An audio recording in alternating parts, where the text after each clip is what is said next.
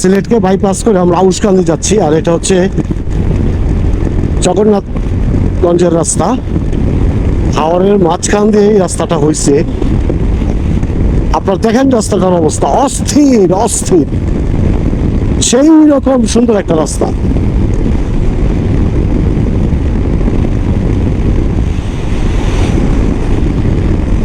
ওরে সুবহানাল্লাহ, এত চমৎকার রাস্তা কি করতে আমরা সিলেট এরিয়াতে যাব?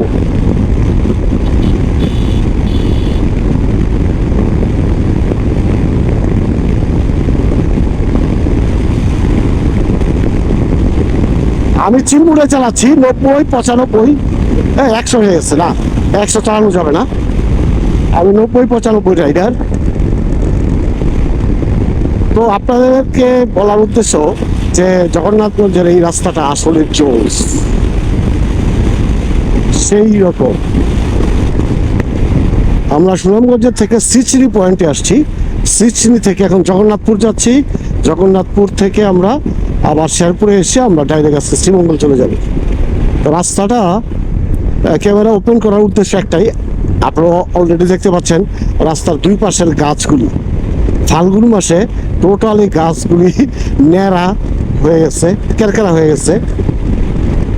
তো রাস্তাটা খুব সুন্দর। আমি নিশ্চিত যে বর্ষাকালে কেউ যদি এদিকে আসে এই রাস্তাটা ফিদা হয়ে যাবে। জগন্নাথপুরের রাস্তার কথা আমি অনেক শুনেছি, যদিও রাস্তা দিয়ে আমার কখনোই যাওয়া হয় নাই, এই ফার্স্ট টাইম আমি এই রাস্তা দিয়ে যাচ্ছি। তবে তবে কিন্তু এই রাস্তাটা প্রচুর গাড়ির চাপ।